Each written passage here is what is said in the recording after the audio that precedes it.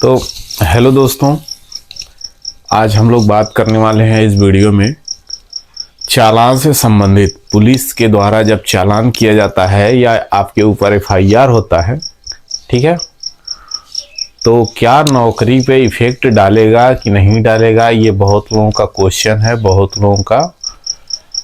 है। ठीक है, आज इस सभी समस्याओं का समाधान हम इस वीडियो में करने वाले हैं। ठीक है, तो आइए चलिए देखते हैं। धारा BNSS भारतीय नागरिक सुरक्षा संहिता की जो धारा है, ठीक ना, 170, 126 और 135, ठीक है, ये आपका चालान का प्रावधान, गिरफ्तारी का प्रावधान करता है। ठीक है, ये बॉन्ड का प्रावधान करता है और ये शांति बनाए रखने का प्रावधान करता है ये धारा। ठीक है, यानी जब आप ये धारा को जब आप ब्रेक करते हैं, तोड़ते हैं, ठीक है, तो आपके खिलाफ 173 के धारा 173 के तरफ एफआईआर किया जाता है। ठीक है, जब ये धारा ब्रेक करते हैं, तोड़ते हैं, तो इस धारा के तहत एफआईआर किया जाता है। और जब एफआईआर किया जाता है तो मौके पर पुलिस पहुंचती है तो इस धारा के तहत आपको गिरफ्तार करती है। इस धारा के तहत जब गिरफ्तार करती है तो पुलिस यहाँ से चालान करती है, कहाँ, मजिस्ट्रेट के वहाँ, एसडीएम के वहाँ। ठीक है, जब चालान करती है तो इस धारा के तहत आपको जमानत मिलती है 126 के तहत, यानी बॉन्ड पत्र भर करके आप जमानत लेते हैं।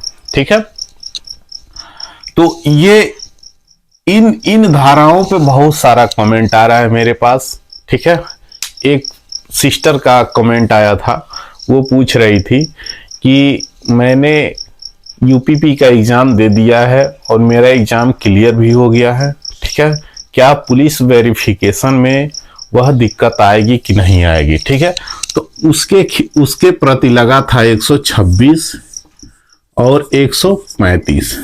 ये गिरफ्तारी नहीं हुई थी, लेकिन बाहर चालान हुआ था, नोटिस जारी हुआ था उसके खिलाफ।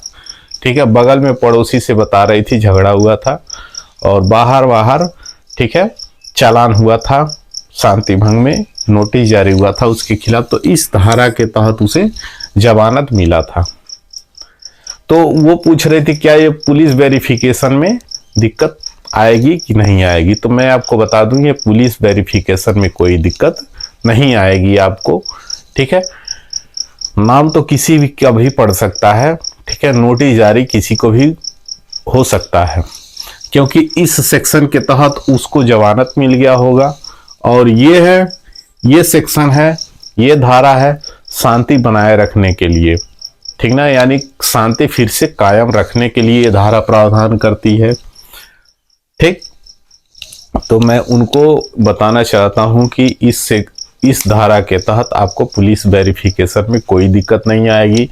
नौकरी में तभी आपको दिक्कत आती है आपके खिलाफ जब मुकदमा दर्ज हुआ रहता है। मान लीजिए आप नौकरी कोई किसी चीज का एग्जाम दे रहे हैं, आपका एग्जाम क्लियर हो गया, ठीक है, और आपको नौकरी में जब पुलिस वेरिफिकेशन पीसीसी बनता है, जब पुलिस वेरिफिकेशन होता है, उस दौरान अगर कोई मुकदमा आपका दर्ज है किसी न्यायालय में, वो भी क्रिमिनल मुकदमा, रेवेन्यू से कोई लेना देना नहीं है आपका, ठीक है, अगर वो क्रिमिनल मुकदमा क्रिमिनल कोर्ट में, सिविल कोर्ट में दर्ज है तो वो दिक्कत करेगा आपको। ठीक है, वो पीसीसी में पुलिस वेरिफिकेशन में अगर पाया जाता है तो लिख दिया जाएगा। अन्यथा यदि आप सरकारी गवर्नमेंट जॉब में हैं और आपके खिलाफ बीच में मुकदमा लिख दिया जा रहा है तो आपकी नौकरी नहीं जाएगी, नौकरी आपकी चलती रहेगी। हाँ, जब उस मुकदमे में आपके प्रति यदि किसी प्रकार का कोई आपके विपक्ष में आर्डर होता है, ठीक है, या सजा सुनाई जाती है, उस दौरान आपकी नौकरी चली जाएगी। ठीक है, तो इस वीडियो में हम यही बात करने वाले थे आप सभी लोगों से। आप इन सब चीज़ों से, एफआईआर से और इन सब चीज़ों से मत घबराइए। आप अपने एग्ज़ाम पर कंसंट्रेट रखिए, एग्ज़ाम दीजिए, क्लियर करिए। ठीक है, ये आपको दिक्कत नहीं आएगी। ठीक है, क्योंकि आपके मजिस्ट्रेट के वहाँ से आपके प्रति जमानत मिल गया है। तो बहुत लोगों का क्वेश्चन आता था 107 116 पर, ठीक है। तो मैं आज आप लोगों को क्लियर कर दिया हूं। अगर किसी भी प्रकार का और भी कोई दिक्कत आए, किसी भी प्रकार का कोई और कमेंट आए, ठीक है, कमेंट करिएगा।